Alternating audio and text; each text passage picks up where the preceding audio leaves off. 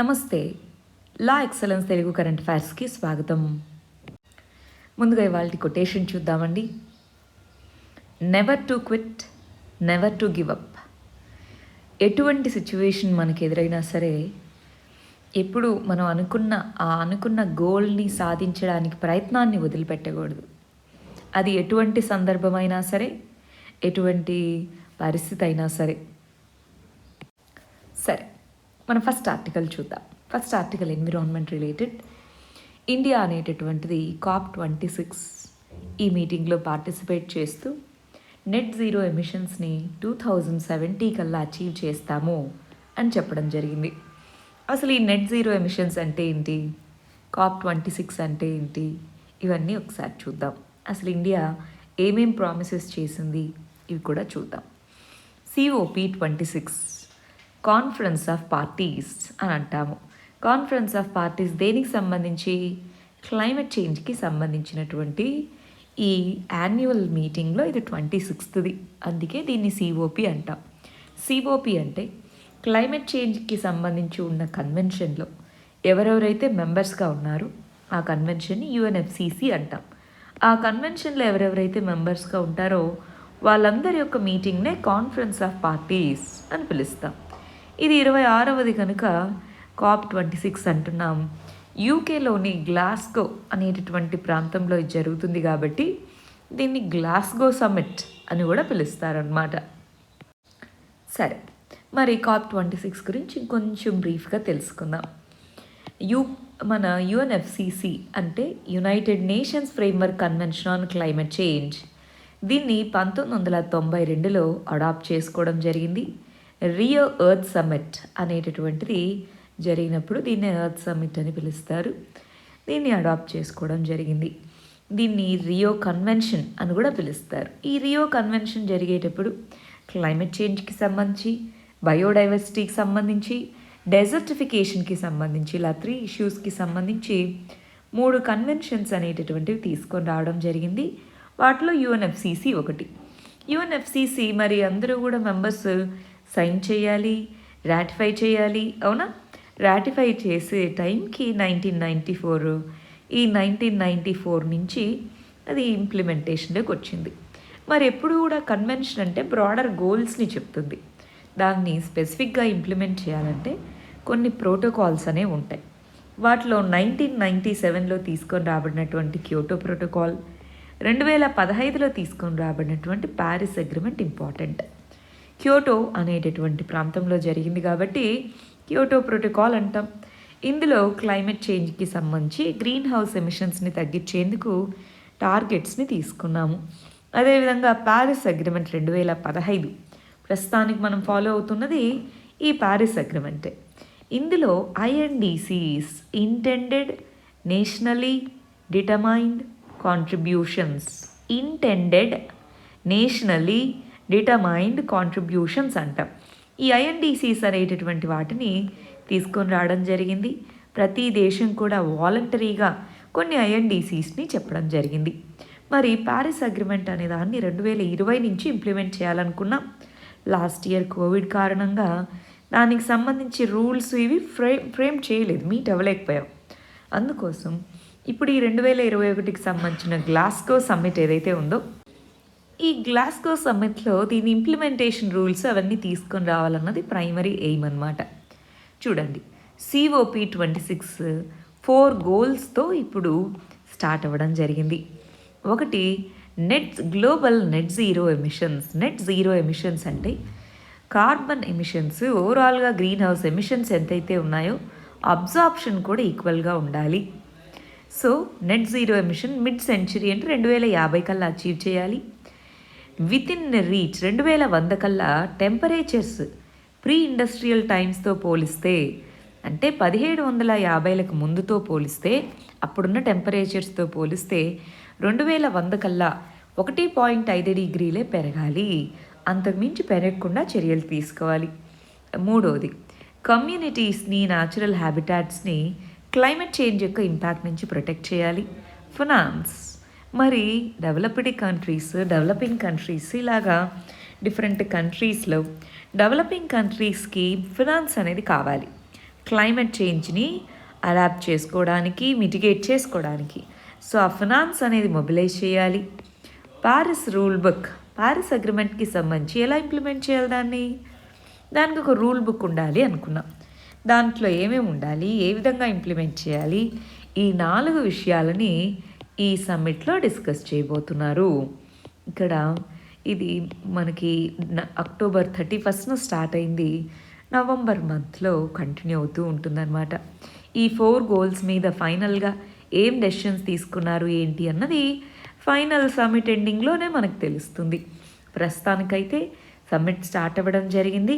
India అనేటటువంటిది కూడా కొన్ని విషయాలని మేము ఇవి చేస్తాము అని ప్రామిస్ చేయడం జరిగింది. అవేంటో చూద్దామా? చూడండి, ఇండియా అనేటటువంటిది నెట్ జీరో ఎమిషన్స్ని 2070 కల్లా అచీవ్ చేస్తాము అని చెప్పడం జరిగింది. మనకి యుఎస్ఏ 2050 కల్లా అచీవ్ చేస్తాము అన్నారు. చైనా 2060 కల్లా అచీవ్ చేస్తామన్నారు. మనము 2070కి అచీవ్ చేస్తామన్నారు. ఇంకొకటి 2030 కల్లా 50% ఎనర్జీ రెన్యూబుల్ సోర్సెస్ నుంచే డెవలప్ చేస్తామన్నారు. మనకి 45% అని అన్నాము ఇంతకుముందు, ఇప్పుడు పెంచి 50% అంటున్నాం. అదేవిధంగా రెన్యూబుల్ ఎనర్జీని 500 గిగావాట్స్కి పెంచుతాము. మామూలుగా అయితే 450 గిగావాట్స్ అని ప్రామిస్ చేశాం 2030 కల్లా. ఇప్పుడు 500 గిగావాట్స్కి పెంచుతాము అన్నట్టుగా చెప్పడం జరిగింది. అదేవిధంగా $1 ట్రిలియన్ అట్లీస్ట్ క్లైమేట్ ఫినాన్స్ రూపంలో డెవలప్డ్ కంట్రీస్, డెవలపింగ్ కంట్రీస్కి చెల్లించాలి అని అడగడం జరిగింది. మన ఇండియా డిస్కస్ చేసినటువంటి విషయాలు ఇవి. సో ఇవి కంటిన్యూ అవుతూ ఉంటాయండి. ఇంకా ఈ నెక్స్ట్ 1.5 వీక్ కూడా ఈ COP26కి సంబంధించిన అప్డేట్స్ వస్తూ ఉంటాయి. మనం అవి చూస్తూ వెళ్దాం. ఇది కూడా COP26కి సంబంధించింది. బేసిక్ కంట్రీస్, బేసిక్ అంటే Brazil, south Africa, India, China. So ఈ బేసిక్ కంట్రీస్ అనేటటువంటివి ప్యారిస్ రూల్ బుక్ అనేటటువంటి దానికి సంబంధించి ఎంత త్వరగా వీలైతే ఎంత త్వరగా ఫైనలైజ్ చేయాలి అన్నట్టుగా చెప్తున్నారు. అంటే ఏంటి ప్యారిస్ రూల్ బుక్ అంటే ఏంటి? ప్యారిస్ అగ్రిమెంట్ ఏదైతే ఉందో ఆ ప్యారిస్ అగ్రిమెంట్ని ఇంప్లిమెంట్ చేయాలి. దాన్ని ఎలా ఇంప్లిమెంట్ చేయాలి, దానికి సంబంధించినటువంటి డీటెయిల్స్ ఏంటి, ఇవన్నీ చెప్పేందుకోసం ప్యారిస్ రూల్ బుక్ ఒకటి తీసుకొని రావాలి. సో దాన్ని ఇమ్మీడియట్గా ఈ సమ్మిట్లో ఫైనలైజ్ చేయాలి అన్నట్టుగా బేసిక్ కంట్రీస్ అడుగుతూ ఉన్నాయి. నెక్స్ట్ ఇష్యూ పాలిటిక్స్ సంబంధించింది. క్రాకర్స్కి సంబంధించి, ఫైర్ క్రాకర్స్కి సంబంధించి బ్లాంకెట్ బ్యాన్, కంప్లీట్గా వాటిని బ్యాన్ చేయాలి అని ఒక పిటిషన్ ఫైల్ అయింది. దానికి సంబంధించి సుప్రీంకోర్టు కంప్లీట్గా బ్యాన్ చేయలేమండి, అవును రైట్ టు హెల్త్ అనేది ఇంపార్టెంటే. ఫైర్ క్రాకర్స్ అనేవి చాలా వరకు అన్హెల్దీ పొల్యూటెంట్స్ని వీటిని ఎమిట్ చేస్తున్నాయి, కరెక్టే. కానీ రైట్ టు లైవ్లీహుడ్ కూడా ఇంపార్టెంటే కదా. రైట్ టు హెల్త్ ఇంపార్టెంటే, రైట్ టు లైవ్లీహుడ్ కూడా ఇంపార్టెంటే. అందుకే సుప్రీంకోర్టు వివిధ రకాల జడ్జిమెంట్స్లో క్రాకర్స్ మొత్తాన్ని కంప్లీట్గా బ్యాన్ చేయలేం, కానీ వాటిలో హార్మ్ఫుల్ అండ్ హజార్డస్ కెమికల్స్ వాడకుండా వాటిని బ్యాన్ చేయండి అన్నట్టుగా చెప్పింది. వాటిలో famous case Arjun Gopal versus union of India case. దీంట్లో ఫైర్ క్రాకర్స్ వాటిలో గ్రీన్ క్రాకర్స్ అనేవి రీప్లేస్ చేయాలి అన్నట్టుగా చెప్పడం జరిగింది. దాన్ని ఇంప్లిమెంట్ చేసేందుకు పెట్రోలియం ఎక్స్ప్లోజివ్ సేఫ్టీ ఆర్గనైజేషన్ అనేది రెస్పాన్సిబిలిటీ తీసుకోవాలి అన్నట్టుగా చెప్పడం జరిగింది. కొన్ని రకాలైనటువంటి కెమికల్స్ని బ్యాన్ చేస్తూ ఎక్స్ప్లిసిట్గా అర్జున్ గోపాల్ వర్సెస్ అదర్స్ కేసులో సుప్రీంకోర్టు చెప్పడం జరిగింది. ఇప్పుడు కూడా వివిధ రకాల పూజలకి ఈ దివాళీ అనేటటువంటిది వస్తున్నటువంటి టైంలో చాలామంది పిటిషన్స్ ఫైల్ చేశారు అసలు ఫైర్ క్రాకర్స్నే బ్యాన్ చేయాలని. కానీ ఎంతోమంది యొక్క లైవ్లీహుడ్ డిపెండ్ అయ్యి ఉంది కాబట్టి సుప్రీంకోర్టు ఓన్లీ బ్లాంకెట్ బ్యాన్ కుదరదు, టాక్సిక్ కెమికల్స్ ఏవైతే ఉన్నాయో వాటిని బ్యాన్ చేసేలాగా చర్యలు తీసుకోండి అని చెప్పడం జరిగింది. నెక్స్ట్ ఇష్యూ ఇంటర్నేషనల్ రిలేషన్స్కి సంబంధించినటువంటిది. మన ప్రైమ్ మినిస్టర్ మోదీ ఆఫ్ఘనిస్తాన్కి సంబంధించి యూకే యొక్క ప్రైమ్ మినిస్టర్తో డిస్కస్ చేయడం జరిగింది అని చెప్తున్నారు. గ్లాస్గో సమ్మిట్ COP26 ఏదైతే ఉందో దానికి అటెండ్ అవ్వడానికి వెళ్ళినప్పుడు సైడ్ లైన్స్లో కొన్ని ఇంపార్టెంట్ ఇష్యూస్ మీద డిస్కస్ చేయడం జరిగింది. ఏంటి మరి ఆ ఇష్యూస్?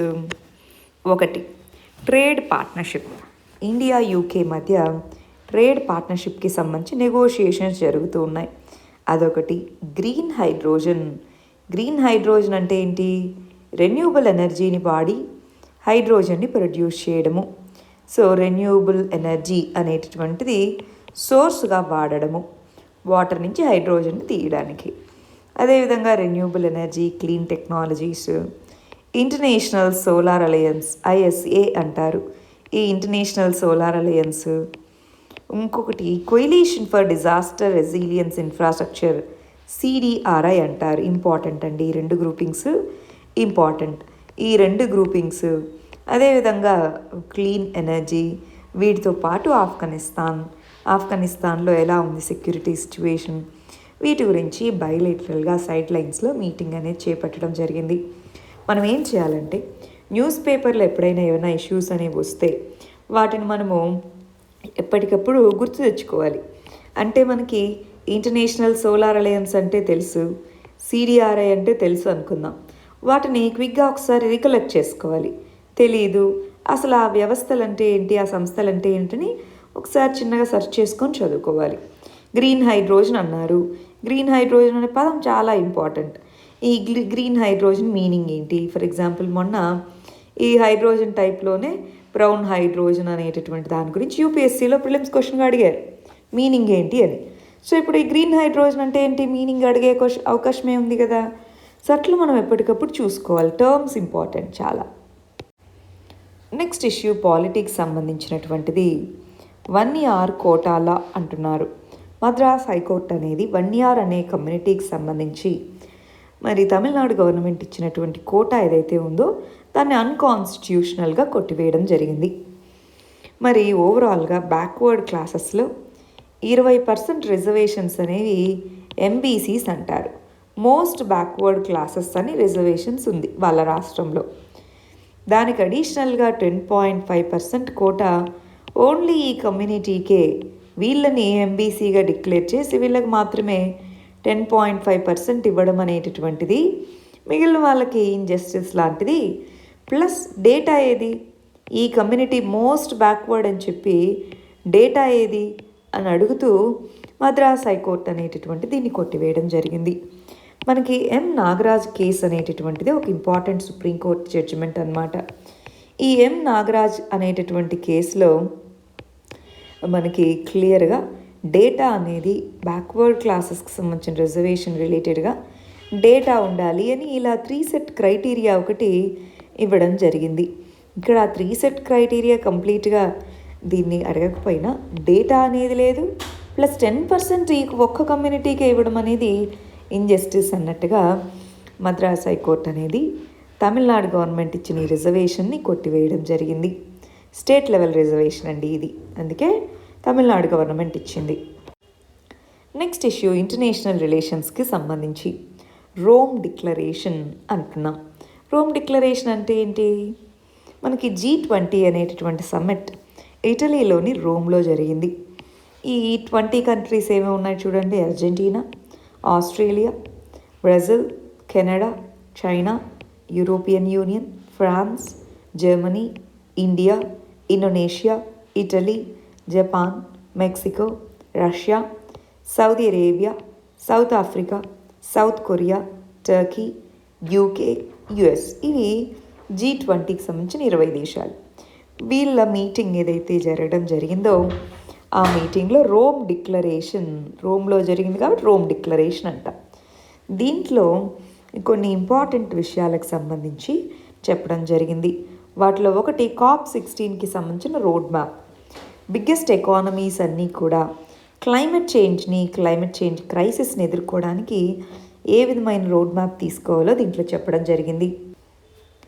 అదేవిధంగా కోల్ బేస్డ్ పవర్ ప్లాంట్స్ ఏవైతే ఉన్నాయో వాటికి ఇచ్చేటటువంటి ఎయిడ్ ఏదైతే ఉందో దాన్ని రెస్ట్రిక్ట్ చేయాలి. ఎందుకని? వివిధ దేశాలు overseas coal fire power plants ఏవైతే ఉన్నాయో వాటికి ఇచ్చే ఎయిడ్ని హాల్ట్ చేయాలి అని. ఎందుకంటే అవి గ్రీన్ హౌస్ గ్యాసెస్కి కారకాలు కాబట్టి. అదేవిధంగా ఫినాన్స్ అనేది ఇంపార్టెంట్. దానికి సంబంధించి PPP model, public private partnership మోడల్తో క్లీన్ ఎనర్జీ, సస్టైనబుల్ ఎనర్జీ సోర్సెస్లో ఇన్వెస్ట్ చేయాలి. సో ఇవి రోమ్ డిక్లరేషన్లోని ఇంపార్టెంట్ పాయింట్స్ అండి. అదేవిధంగా ఈ G20 మీటింగ్కి సంబంధించి ఇండియా కూడా ఒక డిక్లరేషన్ రిలీజ్ చేయడం జరిగింది. అదేంటో చూడండి. వ్యాక్సిన్ ఇన్ఈక్వాలిటీస్ పెరుగుతూ ఉన్నాయి, దాన్ని అడ్రస్ చేయాలి. వ్యాక్సిన్ రీసెర్చ్, మ్యానుఫ్యాక్చరింగ్, ఇన్నోవేషన్ మీద ఫోకస్ చేయాలి. అది ఒకటో పాయింట్. రెండవది వన్ ఎర్త్ వన్ హెల్త్ అని అంటాం. సో మనకి వన్ ఎర్త్ వన్ హెల్త్ అనే వన్ హెల్త్ అప్రోచ్ అని ఉంటుంది WHOది. అంటే మన హెల్త్ అనేటటువంటిది, బయోడైవర్సిటీ, ఇవన్నీ డిఫరెంట్ కాదు, అన్నీ ఇంటిగ్రేటెడ్గా ఉండాలి. మూడవది గ్లోబల్ సప్లై చైన్స్ అనేవి రెసిలియంట్గా ఉండాలి. కోవిడ్ టైంలో ఎక్స్పోర్ట్స్, ఇంపోర్ట్స్ అన్నీ హాల్ట్ అయిపోయినాయి, సప్లై చైన్స్ అన్నీ ఎఫెక్ట్ అయినాయి. సో అలా కాకుండా రెసిలియంట్గా సప్లై చైన్ అనేటటువంటిది ఉండాలి.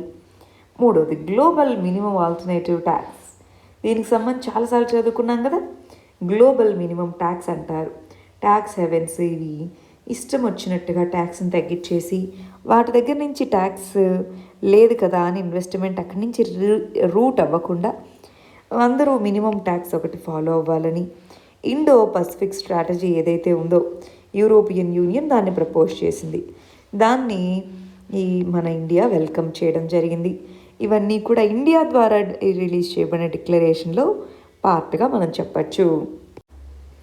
నెక్స్ట్ ఇష్యూ గవర్నాన్స్కి సంబంధించి జమ్మూ అండ్ కాశ్మీర్ అక్కడ జరుగుతున్నటువంటి అక్కడున్న సిచ్యువేషన్కి సంబంధించి రీసెంట్గా మనం చూస్తే టెర్రర్ అటాక్స్ అనేటటువంటివి పెరుగుతూ ఉన్నాయి.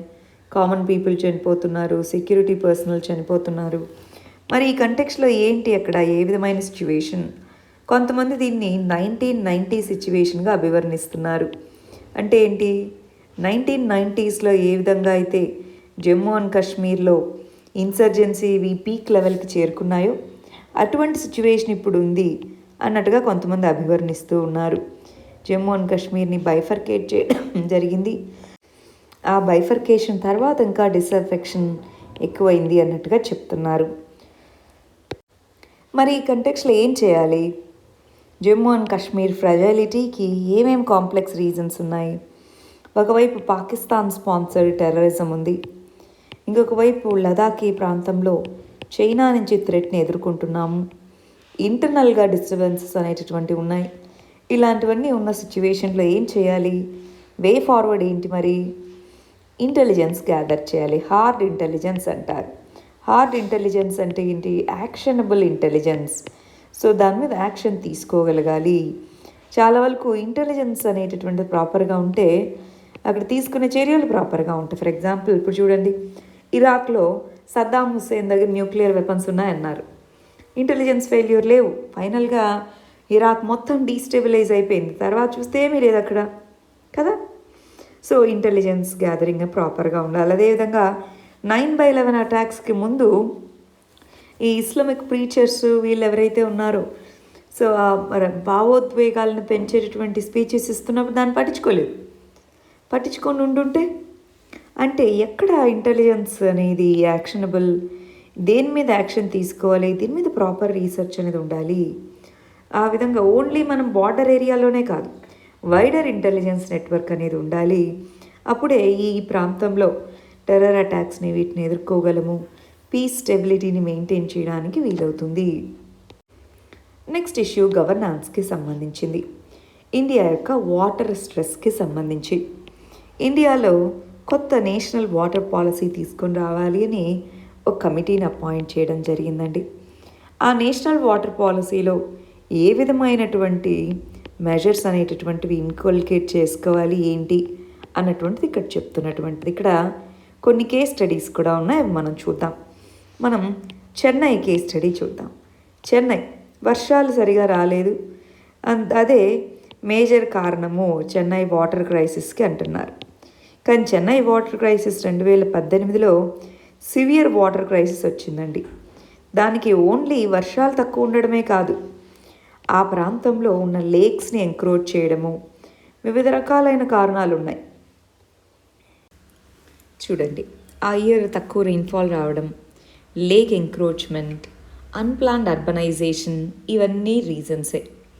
సరే, మరి ఆ కంటెక్స్లో చెన్నైలో water crisis, rural Punjab reason ఇక్కడ మనం చూస్తే ఓవరాల్గా గ్రౌండ్ వాటర్ యూజ్ అనేటటువంటి చాలా విపరీతంగా ఉంది. ఈ గ్రౌండ్ వాటర్ యూజ్ అనేటటువంటిది పెరగడం వల్ల ఏమవుతుంది, గ్రౌండ్ వాటర్ డిప్లీషన్ అయింది. ఎస్పెషల్గా గ్రీన్ రెవల్యూషన్ తర్వాత గ్రౌండ్ వాటర్ డిప్లీషన్ అవ్వడము, సర్ఫేస్ వాటర్ పొల్యూట్ అవ్వడం, ఇవన్నీ జరిగాయి. ఇలాంటి కేస్ స్టడీస్ మనం దృష్టిలో పెట్టుకుంటాం. సరే, ఇప్పుడు ఏంటి అయితే ఏమేం మెజర్స్ తీసుకోవాలి? వాటర్ అనేటటువంటి దానికి సంబంధించి సినర్జీ, ఇంటిగ్రేటెడ్ మేనేజ్మెంట్ అనేటటువంటిది ఉండాలి.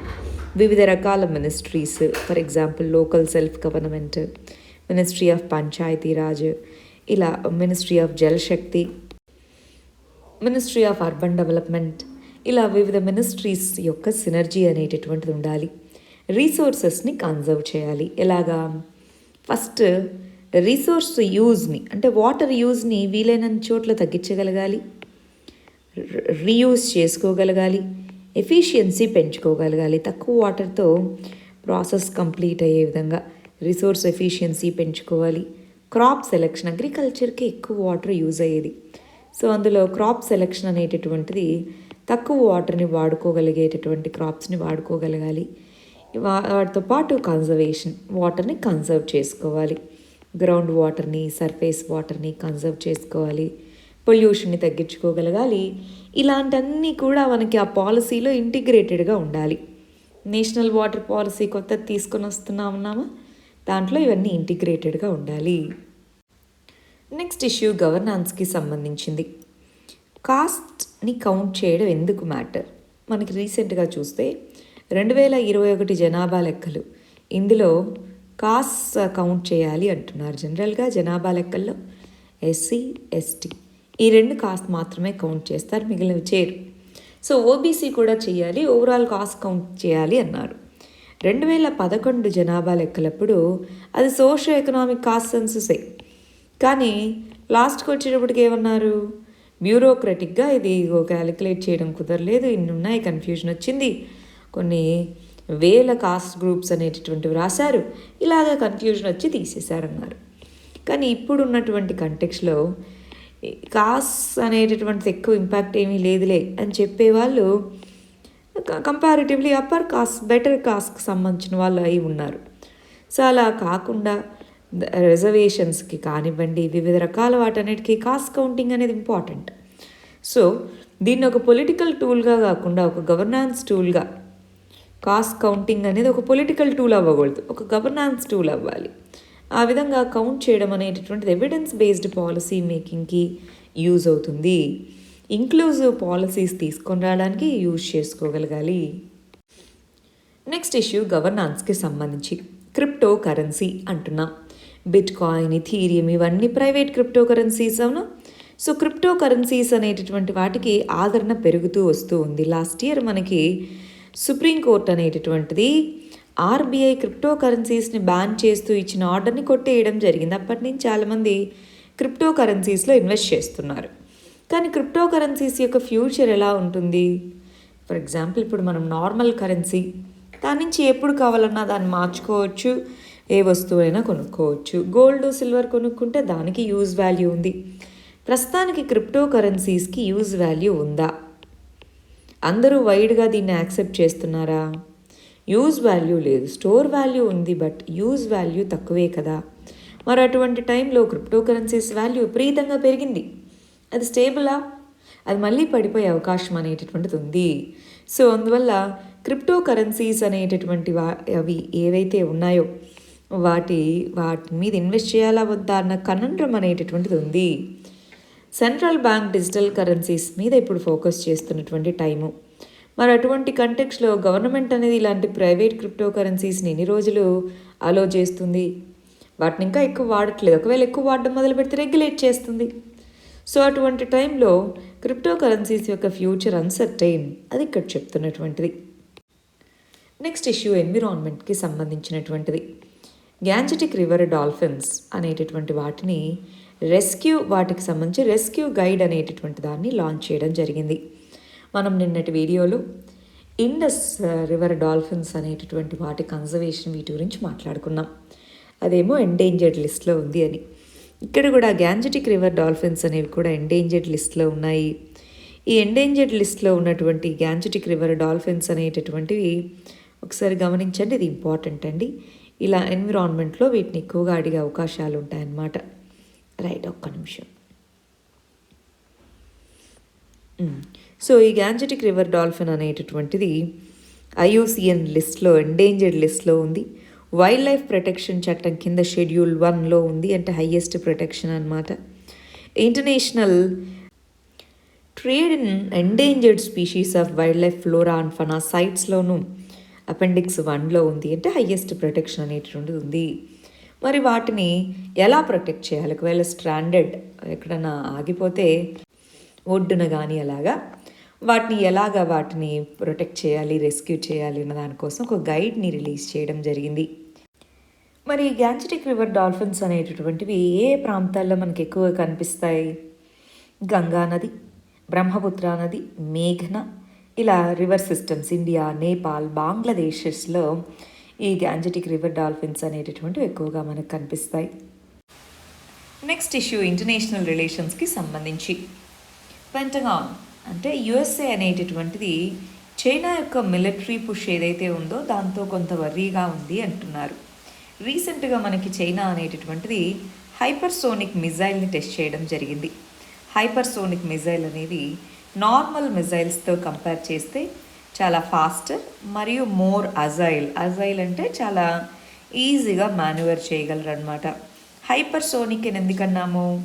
సౌండ్ యొక్క స్పీడ్ని మ్యాక్తో కొలుస్తాం. సౌండ్ యొక్క స్పీడ్ కంటే 5 times వేగంగా ఇది వెళ్ళగలదు.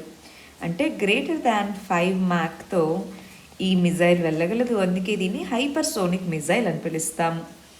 సో హైపర్సోనిక్ మిజైల్ అనేటటువంటిది మాన్యువరబుల్, అంటే దాని పాత్ని ఇష్టం వచ్చినట్టుగా మార్చచ్చు.